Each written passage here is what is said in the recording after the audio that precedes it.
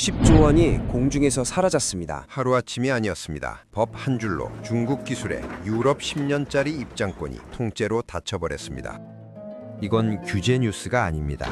누가 기술의 출입문을 잠글 권리를 갖는지를 선언한 순간이었고 중국 기업들은 그 순간 퇴장 신호를 받았습니다. 겉은 사이버 보안이었지만 속은 달랐습니다. 특정 국가 기술을 위험 자산으로 찍는 구조적 봉쇄가 시작된 겁니다. 숫자는 90조지만 시장이 더 무섭게 보는 건 향후 10년 누적 기회 비용이 수백조 원대로 커질 수 있다는 점입니다. 이제 그 안쪽으로 들어가 보겠습니다. 유럽연합 집행위원회가 공개한 건 새로운 사이버 보안법 초안이었습니다. 겉으로 보면 평범한 보안 규제처럼 보였지만 안을 들여다본 순간 판이 완전히 뒤집혔습니다. 핵심은 딱 한 줄이었습니다. 고위험 공급업체로 분류된 기업의 장비를 유럽 핵심 인프라에서 빼낼 수 있다는 조항이었죠. 이 문장 하나가 시장 전체를 얼려버렸습니다. 위험하다고 지목만 하면 그 순간부터 장비를 걷어낼 법적 근거가 생긴 겁니다. 대상은 통신망에만 머물지 않았습니다.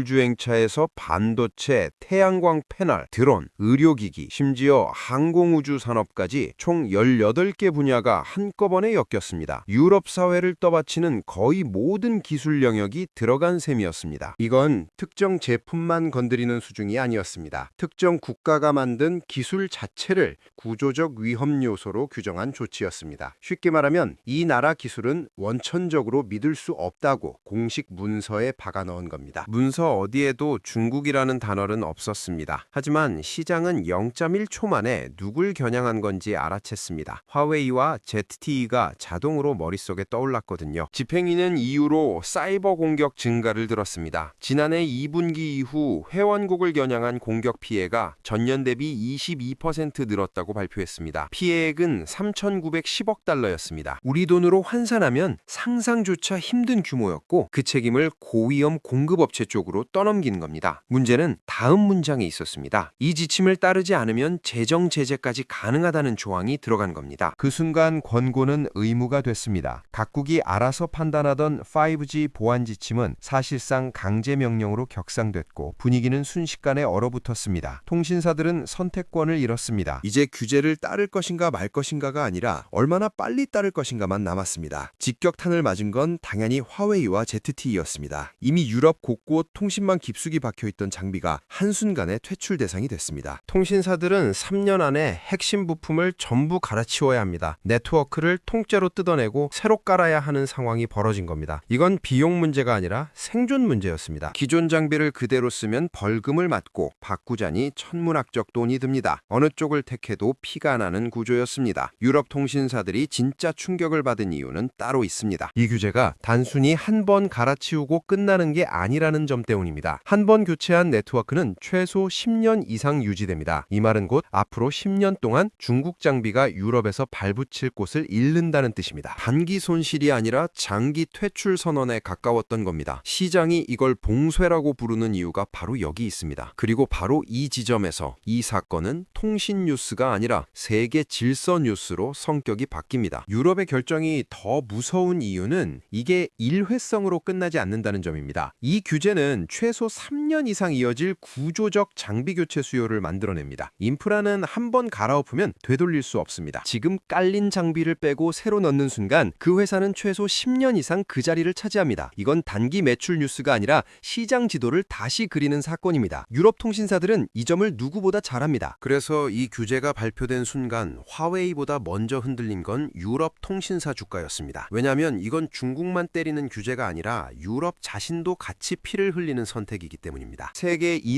이동통신사업자협회는 이미 계산을 끝냈습니다. 중국산 장비를 배제하면 유럽의 5G 구축 비용이 약 550억 유로 불어난다는 업계 추산이 나왔습니다. 우리 돈으로 치면 90조 원이 넘는 금액입니다. 어디선가 새로 생기는 돈이 아니라 그냥 사라지는 비용이죠. 이 숫자가 의미하는 건 단순한 비용 증가가 아닙니다. 이건 유럽 통신산업 전체의 수익성을 구조적으로 깎아내리는 충격입니다. 그런데 더 무서운 건 이게 끝이 아니라는 점입니다. 화웨이가 유럽에서 잃게 될 누적 매출은 향후 10년간 수백조 원 규모로 커질 수 있다는 분석이 나오고 있습니다. 지금 눈앞에서 사라진 건 90조지만 시장이 더 크게 보는 건 앞으로 벌 기회를 통째로 잃는다는 점입니다. 이건 유럽이라는 세계 2위 기술 시장에서 사실상 퇴장당한다는 뜻입니다. 기술 기업에게 시장 퇴장은 곧 표준 퇴장을 의미합니다. 그리고 바로 여기서 판이 한 번 더 뒤집힙니다. 표준에서 밀려난 기술은 다음 세대 제품에서 자동으로 탈락합니다. 이건 단순한 매출 손실이 아닙니다. 이건 다음 세대 시장 입장권을 박탈당하는 겁니다. 이 순간부터 이 뉴스는 돈 이야기가 아니라 미래 이야기로 바뀝니다. 그동안 유럽 통신사들이 중국 장비를 쓴 이유는 아주 단순했습니다. 성능은 크게 뒤처지지 않아 가격은 20%에서 40% 저렴했기 때문입니다. 현장 엔지니어들 사이에서는 가성비로는 화웨이를 이길 회사가 없다는 말이 공공연했습니다. 시장 논리로 보면 당연한 선택이었습니다. 비슷한 성능이면 싼 장비를 쓰는 게 정상입니다. 하지만 안보 논리가 등장하는 순간 가격표는 아무 의미가 없어졌습니다. 이제 중요한 건 장비 성능이 아니라 장비 국적이 됐습니다. 유럽이 던진 진짜 메시지는 분명했습니다. 우리는 더 이상 중국 기술에 의존하지 않겠다는 선언이었죠. 기술 주권을 경제 안보 영역으로 끌어올린 순간이었고 이 선택은 되돌릴 수 없는 방향이었습니다. 이건 단순한 통신 규제가 아닙니다. 반도체와 에너지, 모빌리티까지 연결된 공급망 전쟁의 시작이었습니다. 그리고 이 전쟁은 이미 유럽만의 선택이 아니었습니다. 미국은 몇 년 전부터 화웨이를 국가 안보 위협으로 규정했고 동맹국들에게 같은 선택을 압박해왔습니다. 영국이 먼저 움직였고 호주와 캐나다가 뒤를 따랐습니다. 일본도 사실상 같은 노선을 탔습니다. 이제 유럽연합까지 합류하면서 중국 기술은 서방권 핵심 인프라에서 설 자리를 잃고 있습니다. 이게 바로 기술 블록화입니다. 냉전 시대의 이념 블록이 아니라 반도체와 통신 장비, 데이터 센터를 기준으로 나뉘는 새로운 냉전입니다. 중국 입장에서 이건 수출 감소 문제가 아닙니다. 이건 기술 표준에서 밀려난다는 뜻이고 그 순간부터 미래 시장 접근권이 사라집니다. 기술 산업에서 표준을 잃는다는 건 앞으로 나올 모든 제품에서 입장권을 잃는 것과 같습니다. 지금 돈을 버는 게 아니라 미래 돈줄이 끊기는 겁니다. 그래서 중국은 이번 조치를 단순한 통상 마찰이 아니라 경제 봉쇄의 시작으로 받아들이고 있습니다. 표현은 순하지만 의미는 매우 거칩니다. 이 지점에서 화웨이와 ZTE가 왜 그렇게 치명타를 맞았는지 보입니다. 이들은 단순한 장비 회사가 아니라 중국 기술 확장의 전초기지 역할을 해왔거든요. 유럽 통신망 깊숙이 깔린 장비들은 업데이트와 유지 보수를 통해 수십 년간 중국 기술을 끌어들이는 통로였습니다. 이 통로가 한꺼번에 닫힌 겁니다. 유럽이 겁내는 건 지금의 해킹이 아닙니다. 10년 뒤 위기 때 스위치를 누를 수 있는 사람이 누구냐가 더 중요한 문제거든요. 그래서 유럽은 싸고 좋은 장비라는 논리를 스스로 폐기했습니다. 이건 경제적 선택이 아니라 주권 선택이었습니다. 그리고 이 선택의 비용이 바로 90조 원입니다. 유럽은 그 돈을 그냥 불태우면서까지 방향을 틀겠다는 뜻을 분명히 했습니다. 여기서 하나 더 중요한 장면이 나옵니다. 이 규제는 통신 장비에서 끝나지 않는다는 점입니다. 이미 반도체와 태양광, 드론까지 묶였습니다. 이 말은 곧 중국산 서버, 중국산 산업용 장비, 중국산 배터리 관리 시스템까지 위험 자산이 될 수 있다는 뜻입니다. 지금은 시작 단계일 뿐이고 범위는 얼마든지 넓어질 수 있습니다. 유럽은 출입문을 닫는 법을 하나 만들어놨을 뿐입니다. 이 법이 존재하는 순간부터 언제든지 특정 기술을 위험하다고 선언할 수 있습니다. 기준은 보안이지만 실제로는 정치입니다. 그래서 시장은 이걸 기술 관세라고 부릅니다. 숫자로 매기지 않았을 뿐 효과는 관세와 똑같거든요. 그리고 바로 여기서 질문이 하나 남습니다. 중국이 빠진 이 자리에 대체 누가 들어오느냐는 겁니다. 이 질문에 따라 앞으로 수백조 원의 돈줄 방향이 결정됩니다. 가장 먼저 이름이 오르는 곳은 노키아와 에릭슨입니다. 유럽 토종 기업이고 기존 네트워크와의 연속성 면에서 가장 현실적인 대안입니다. 유럽 입장에서는 정치적으로도 안전하고 법적으로도 다루기 쉬운 선택지입니다. 기술 문제가 아니라 신뢰 문제에서 점수를 따고 있는 셈이죠. 하지만 문제는 생산 능력과 속도입니다. 화웨이와 ZTE가 빠진 자리를 단기간에 다 채우기엔 물량이 부족합니다. 게다가 이들은 이미 전 세계에서 주문이 밀려 있습니다. 미국과 일본, 동남아까지 동시에 장비 교체 수요가 터지고 있거든요. 여기서 조용히 이름을 올린 곳이 삼성전자입니다. 이미 영국 보다콤과 오지 장비 계약을 맺었고 유럽 공급을 빠르게 늘리고 있습니다. 아이러니하게도 유럽이 중국을 밀어낸 그 자리에 가장 먼저 이름이 불린 나라가 바로 한국입니다. 삼성이 주목받는 이유는 단순히 장비 성능 때문이 아닙니다. 정치적으로 중립에 가깝 미국과 유럽 모두와 관계가 안정적이라는 점입니다. 기술 블록화 시대에는 이게 엄청난 무기입니다. 싸고 좋은 장비보다 믿을 수 있는 장비가 더 비싸게 팔리는 시대가 열렸거든요. 여기에 하나 더 중요한 변수가 있습니다. 바로 오픈랜입니다. 한 회사 장비에만 의존하지 않는 네트워크 구조입니다. 여러 회사 장비를 조립하듯이 쓰는 방식인데 이게 유럽이 추구하는 방향과 정확히 맞아떨어집니다. 특정 국가, 특정 기업의 기술 목줄을 잡히지 않겠다는 전략이 오픈랜에 그대로 담겨 있습니다. 삼성은 이 분야에서 이미 선두권입니다. 가상화 기지국과 소프트웨어 기반 장비에서 존재감을 키워왔습니다. 이 구조가 자리 잡으면 화웨이 같은 통합형 거대 기업은 구조적으로 불리해집니다. 장비 독점이 무너지는 거죠. 그리고 바로 이 지점에서 이 사건은 통신 장비 이야기로 끝나지 않습니다. 유럽이 기술 주권을 외치기 시작했다는 건 핵심 부품도 중국산을 쓰지 않겠다는 의미이기도 합니다. 서버용 반도체, 통신용 칩, 전력 관리 반도체까지 전부 다시 짜야 하는 상황이 됩니다. 이 시장에서 한국 기업들은 의외로 좋은 자리에 서 있습니다. 중국을 빼면 남는 선택지가 많지 않거든요. 메모리 반도체에서는 이미 한국이 절대 강자입니다. 파운드리와 시스템 반도체에서도 존재감이 점점 커지고 있습니다. 여기에 배터리와 에너지 저장 장치까지 이어집니다. 유럽은 전력망 안정성과 화재 안정성에 극도로 민감합니다. 이 지점에서 중국산 LFP 배터리는 다시 위험자산 후보로 올라옵니다. 가격이 싸다는 이유만으로 쓰기 어려워지는 순간이 온 겁니다. 대신 한국 배터리 기업들이 밀고 있는 고밀도 삼원계와 전고체 배터리가 주목받기 시작합니다. 여기에 AI 기반 배터리 관리 시스템, 화재 예측 기술까지 붙으면서 프리미엄 시장이 열리고 있습니다. 이 흐름은 우연이 아닙니다. 통신 장비에서 시작된 기술 주권 논리가 에너지와 반도체로 번지고 있는 겁니다. 유럽은 이제 싸고 많은 중국산 기술보다 비싸도 통제 가능한 기술을 택하겠다는 쪽으로 방향을 틀었습니다. 이 선택은 단기적으로 비용 폭탄입니다. 하지만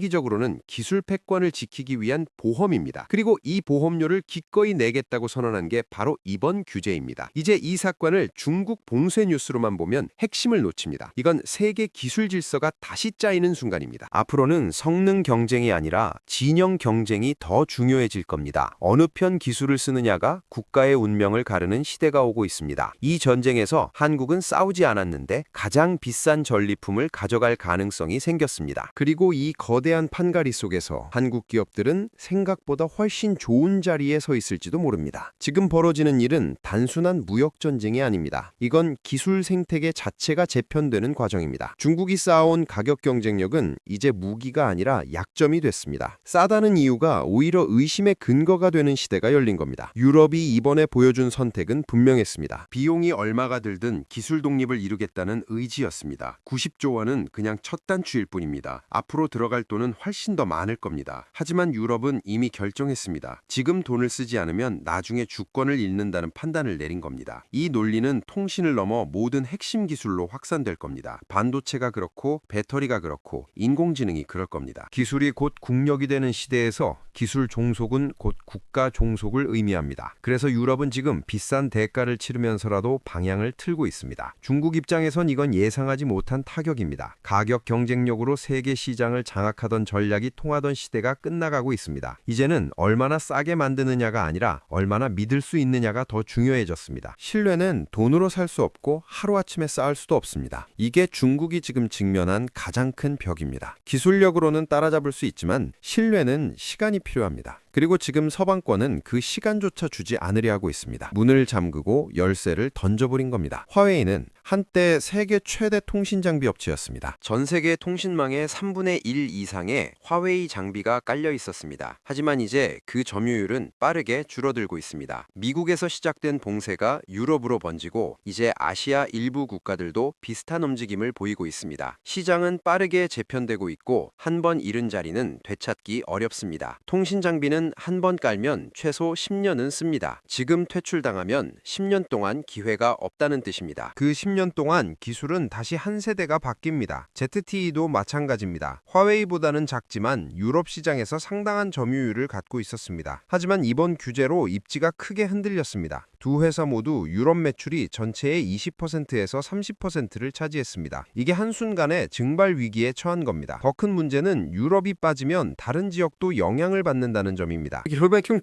글로벌 기준이 되는 경향이 있습니다. 개인정보보호법인 GDPR이 그랬고 이번 사이버보안법도 같은 길을 갈 가능성이 큽니다. 통신사들은 지금 딜레마에 빠져 있습니다. 중국 장비를 빼면 당장 비용이 급증합니다. 하지만 그대로 두면 규제 위반으로 벌금을 물게 됩니다. 선택의 여지가 없습니다. 결국 돈을 쓸 수밖에 없는 구조입니다. 문제는 그 돈이 어디서 나오느냐입니다. 통신사들은 이미 5G 투자로 빚더미에 올라 있습니다. 여기에 장비 교체 비용까지 더해지면 재무 구조가 흔들립니다. 일부 통신사는 정부 지원을 요청하고 있습니다. 하지만 정부도 예산이 무한정은 아닙니다. 결국 이 비용은 어디선가 나와야 합니다. 가장 가능성 높은 곳은 소비자입니다. 통신요금 인상이 불가피해질 수 있습니다. 유럽 소비자들은 안보를 위해 더 비싼 요금을 내야 할지도 모릅니다. 이게 바로 기술 주권의 대가입니다. 공짜가 아닙니다. 누군가는 그 비용을 떠안아야 합니다. 유럽은 그 비용을 감수하기로 했습니다. 중국 기술에 종속되는 것보다는 돈을 더 내는 게 낫다고 판단한 겁니다. 이 선택이 옳은지 그른지는 10년 뒤에 알 수 있을 겁니다. 하지만 일단 선택은 이미 됐습니다. 노키아와 에릭슨은 지금 웃고 있을 겁니다. 경쟁자가 사라지면서 협상력이 급등했습니다. 가격을 올려도 통신사들은 살 수밖에 없습니다. 대안이 없으니까요. 하지만 이들도 문제는 있습니다. 갑자기 늘어난 수요를 감당할 생산 능력이 부족합니다. 공급망을 빠르게 확장해야 하는데 이게 쉽지 않습니다. 반도체 부족 문제도 있고 숙련된 인력 확보도 쉽지 않습니다. 수요는 폭발했는데 공급은 따라가지 못하는 상황이 벌어질 수 있습니다. 여기서 삼성전자가 기회를 잡을 수 있습니다. 삼성은 이미 5G 장비 기술을 확보했고 생산 능력도 갖췄습니다. 무엇보다 반도체부터 디스플레이까지 수직 계열화된 구조를 갖고 있어서 공급망 안정성이 높습니다. 정치적으로도 유리합니다. 미국의 동맹이면서 동시에 유럽과도 좋은 관계를 유지하고 있습니다. 중국처럼 경계 대상이 아니고 일본처럼 역사 문제도 없습니다. 깨끗한 이미지를 갖고 있는 겁니다. 이게 기술 블록화 시대에는 엄청난 자산입니다. 삼성은 이미 미국 버라이즌에 5G 장비를 공급하고 있습니다. 영국 보다폰과도 계약을 맺었습니다. 일본 NTT 도코모와도 협력하고 있습니다. 점점 고객이 늘어나고 있습니다. 물론 아직 점유율로는 화웨이나 에릭슨을 따라잡지 못했습니다. 하지만 추세는 분명합니다. 유럽의 이번 결정은 그 곡선을 더욱 가파르게 만들 겁니다. 기회가 왔습니다. 문제는 이 기회를 얼마나 빨리, 얼마나 크게 잡느냐입니다. 오픈넷은 게임의 규칙을 바꿀 수 있습니다. 지금까지는 한 회사가 기지국부터 코어 네트워크까지 전부 공급하는 구조였습니다. 화웨이가 강했던 이유도 여기 있습니다. 모든 걸 한 번에 제공했으니까요.